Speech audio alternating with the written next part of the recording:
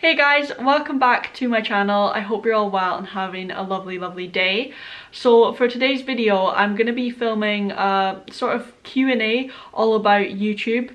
So I've asked you guys over on my Instagram to ask me lots of questions to do with YouTube, and as always you've asked really great questions. So there's questions about like the editing side of YouTube and how you make videos, edit them, make thumbnails, that sort of thing. And then you've also asked questions about like the other side of YouTube, like how you make money and like what brand deals are like and things like that. So I'm going to try and cover as much as I possibly can in this video. So yeah, let's just get into it and I hope you enjoy. So the first question is, I really want to start a YouTube channel, but I don't think I have the confidence to. How did you start your channel? So I get asked this question a lot and it really upsets me because it just shows how much we are affected by what other people think, and we like stop ourselves from doing things in life. We stop ourselves from like pursuing our dreams and achieving our goals because, you know, we're afraid of what others might think.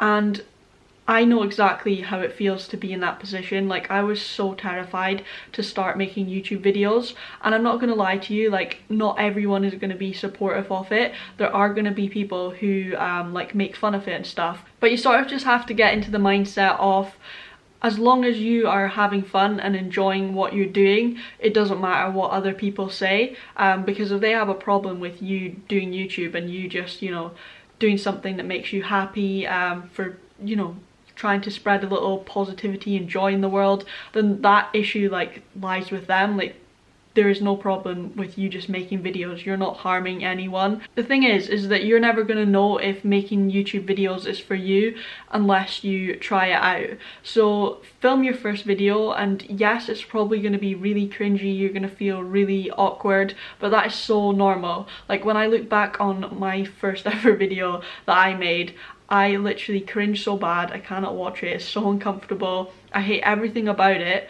But we all start somewhere, and that's what you have to remember. Like, you're not going to be perfect from the get-go. You just have to keep on making videos, keep on posting them, and then with every video you're going to get slightly better, and then gradually, you know, you're going to get to where you want to be. How long were you doing YouTube before you started to earn money from it? So I think I must have been making YouTube videos for about 3 years before I earned anything from it. So I remember that for me to be able to start monetizing my videos, I had to have at least 1,000 subscribers.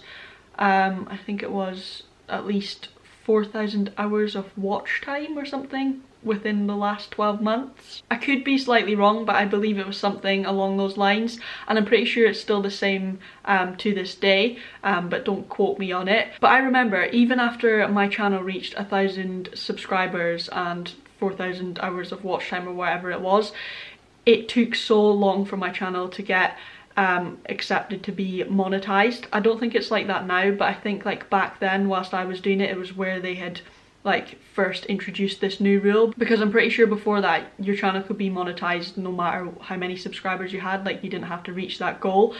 So I think like when I was trying to get my channel monetized was also when they had just introduced this rule. So think of how many people's channels they had to review.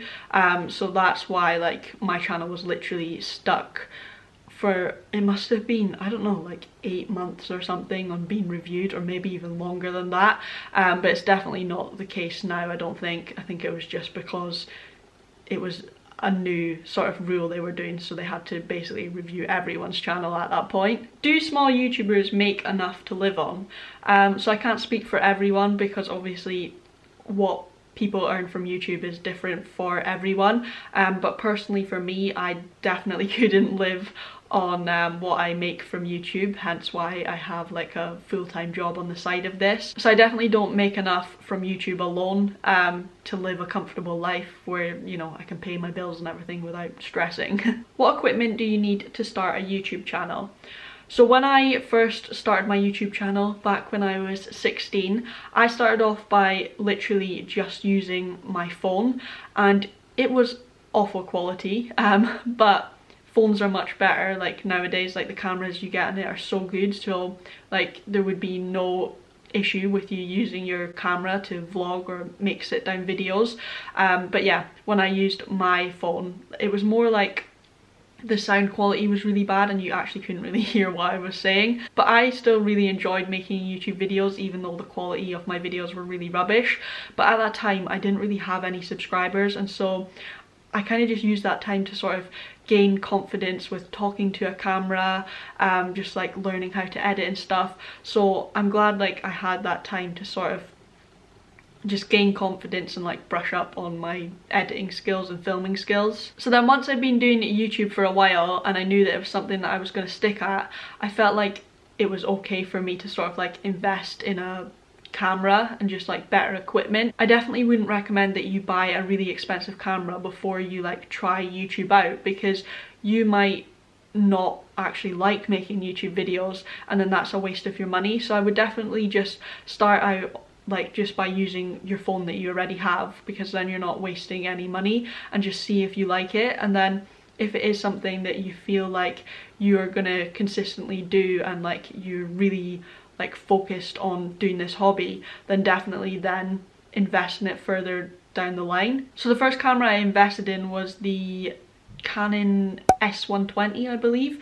I could have got that wrong, but I will leave links down below to everything that I mentioned in this video, but I'm pretty sure that was the camera I started off on. And then I used that for a good few years, and then like the focus started to go on it, and that's when I invested in a Canon G7X, which is like the vlogging camera that everybody has. It's got the flip up screen and it's really handy, like I could not recommend it enough. And then a couple of years ago I actually upgraded to the Canon G7X Mark II, which is what I am filming on just now, and that's just sort of a better version of the Canon G7X. So I think a good way of looking at it is that as your channel grows, you should look at growing the quality of your videos, so investing in more equipment or better equipment. So for me, I'm happy to just use my Canon G7X Mark II for both vlogs and sit down videos like this, but obviously it makes sense that bigger YouTubers, you know, they have massive expensive cameras because that's their full-time job, and it just makes sense for them. So I feel like just adapt your equipment as your channel grows. I'd also recommend buying a tripod. So I think I bought one of them quite early on when I started making YouTube videos, but I just bought a really cheap one, and then I got like a stronger one a couple of years ago, and I literally got it from Jessop's and it was like 20 quid or something like that, so it wasn't expensive at all. I feel like a tripod is pretty standard, it just holds your camera, so you don't really need anything fancy. And then I also invested in softbox lighting, but again that was probably only like 2 years ago maybe. You don't have to invest in lighting at all because you can just use natural light, which is the best form of lighting, and I know that a lot of YouTubers do that, but softboxes are great for if you're filming when it's dark or if you're filming in the winter because there's not much daylight then. I know that some YouTubers use ring lights and then they use like LED lights, but I just use softboxes just because they were the cheapest option, and I got them from Amazon and I think they were only like £35 or something like that. Obviously you're going to need a memory card for your camera, and then the only other equipment I use is this little mini tripod, which I use for when I'm vlogging just because it's easier to sort of like hold the camera in front of you then. And this is the brand Manfrotto. I don't know if I'm saying that right, but I would definitely recommend this one. I've had like cheaper sort of mini tripods and they haven't lasted, so I decided to invest in this one and it has lasted me so many years. And then also I use my MacBook to edit on, so I just use iMovie to edit because it's free, it's really easy to use. But then you might not need to have a laptop, because if you already have an iPhone you could start off by editing your videos on there because you could get iMovie on there for free. So yeah, you don't need to invest in a like iMac or a MacBook to start off with, and I'm sure if you have like a Windows laptop then you can find free editing software for that. So yeah, it definitely doesn't have to be expensive, and definitely not when you first start out. How do you make your thumbnails? So I used to use PicMonkey, but now I actually use Canva, which is just a website. I don't know if they have an app actually, but I just use the website on my laptop, and it's free. It's really easy to use. I don't like things too complex when it comes to thumbnails, just because I feel like I'm not very experienced when it comes to photo editing, so I feel like Canva is perfect for me. I just don't feel the need to invest in something like Photoshop, which is really expensive, when I can make a pretty decent thumbnail on Canva, which is free. And like I say, it's really easy to use.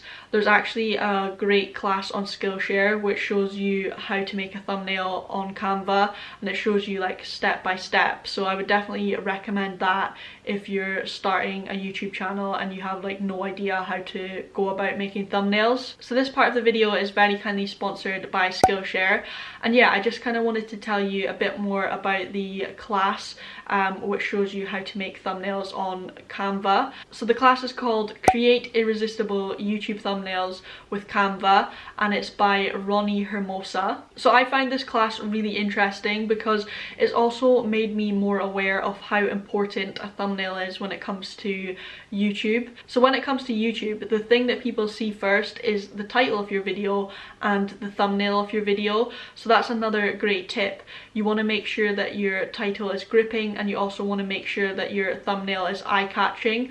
And in this class on Skillshare, they show you exactly how to do that through fonts. They tell you like what's trending, they show you what makes an eye-catching thumbnail, and you can get lots of inspiration from that, like what colors to use, like what fonts to use. They look at the thumbnails of really popular YouTube videos, and they sort of like break down why those videos are so popular, so what like their thumbnails have in common, so that like you can then use that to make your thumbnails better, which will then, you know, draw more people to your channel and make people want to click on your videos more. So just like people judge a book by its cover, they also, you know, judge your video on the thumbnail. So you need to make sure that you have a good thumbnail that's eye-catching, that's going to make people want to click onto your video. So that is why having a really great thumbnail is so important. And in this Skillshare class, Ronnie and Diana, they actually show you step by step how to make a thumbnail. So it's definitely a great class to take if you are starting a YouTube channel and you don't know where to start when it comes to making a thumbnail. And I've also seen loads of other classes on Skillshare about like how to start a YouTube channel, how to vlog, how to stay motivated whilst being a small YouTuber. Like if you're wanting to start a YouTube channel, then Skillshare is definitely the place to go to gain some more knowledge on that. So obviously Skillshare don't just have classes about YouTube related things, they have classes on so many things. There are classes on photography, illustration, crafts, graphic design, lifestyle, film. There is literally something for everyone. And what's really exciting is that the first 1,000 people who use the link in the description box will get a free trial of Skillshare Premium membership, which means you will have access to thousands and thousands of classes on Skillshare, all for free, which is an amazing opportunity because you can develop so many skills, you can learn so much about so many different topics, all in a really fun way. Like all of the classes are really short and snappy. They are done through a mixture of videos and class projects. So for example, in the class that I was talking about, the class project is that you then make your own thumbnail and then like submit it into the group discussion, and from there you can see everybody else's thumbnails and get inspiration from theirs and just sort of learn from each other.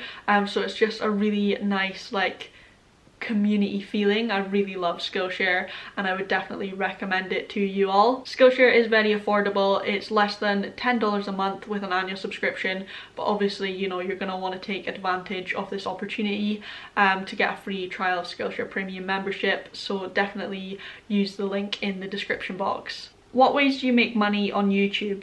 So the main way is through ads. So you will probably notice that when you're watching YouTube videos, there might be like an ad at the start. It might be one that you can skip, it might be one that you have to watch all the way through.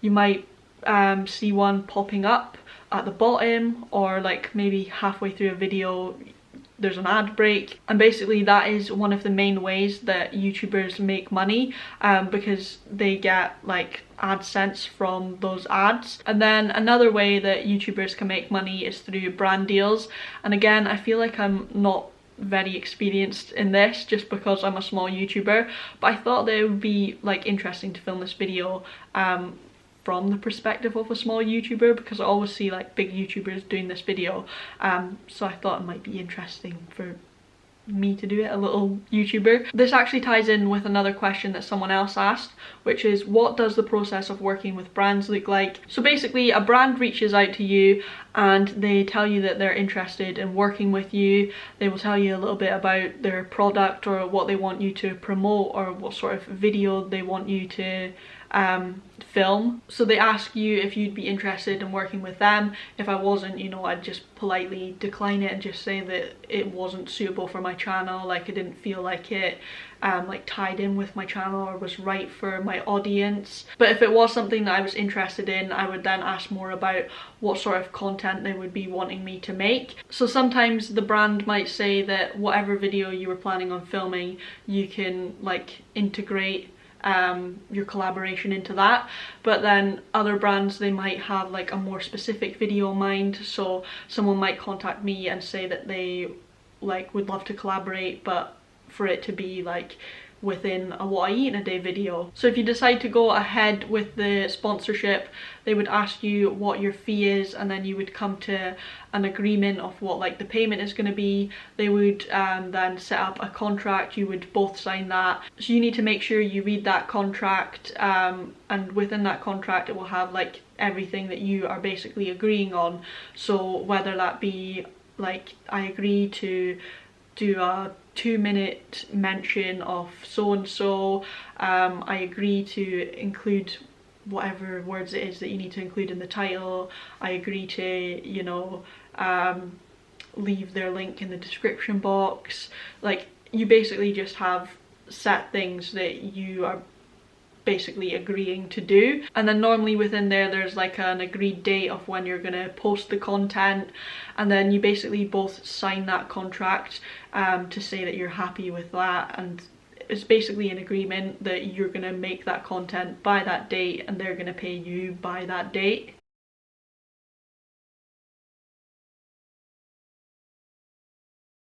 How do you grow your channel and stay motivated when you don't get many views or subscribers? So I actually feel like I'm experienced enough to answer this question, because I made YouTube videos for about 2 or maybe even 3 years before it actually started going anywhere and I actually started gaining subscribers. So the main way to grow your channel is to be consistent.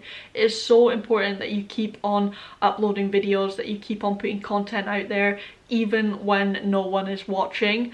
And I feel like this is the main way you get to see if people are in YouTube for the right reasons, because I know like a lot of people start YouTube and then they quit because they realize, oh, you don't just get money like instantly, you actually have to put work into it and be consistent.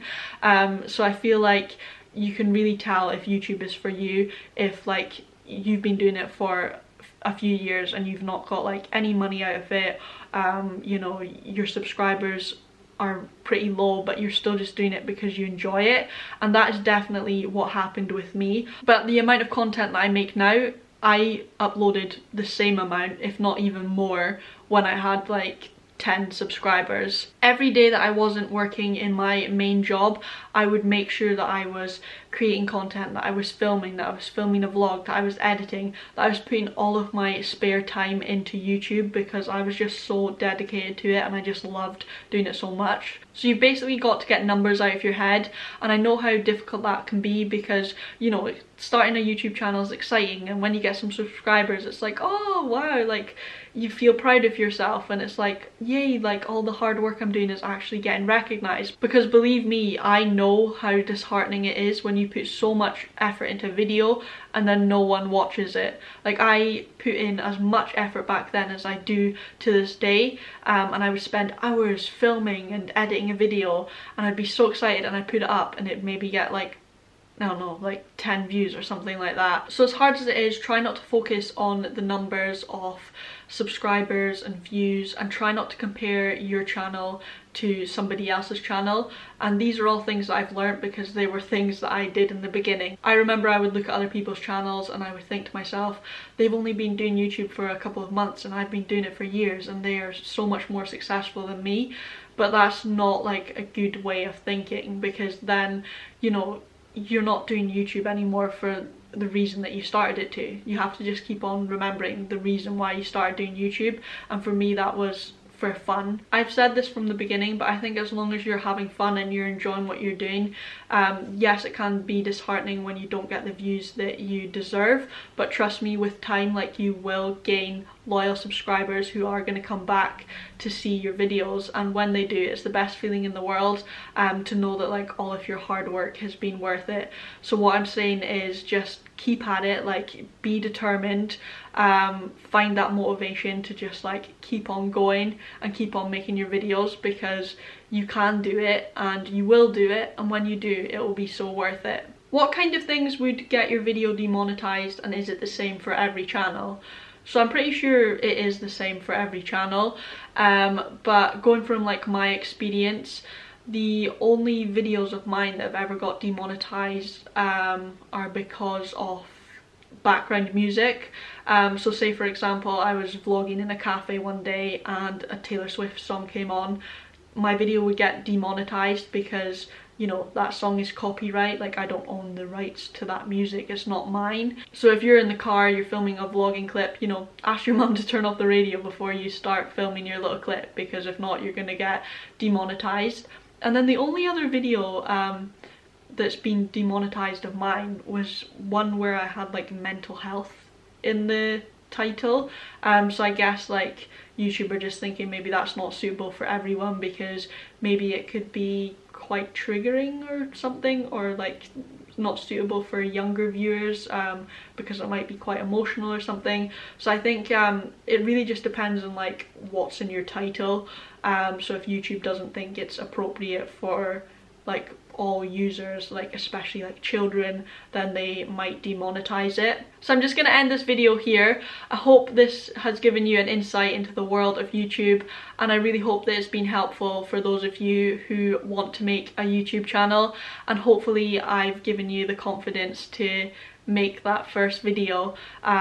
Just go for it, guys. Like, what is the worst that can happen? Let me know in the comments what videos you want to see from me next, and I will see you in my next video. Thanks for watching. Bye!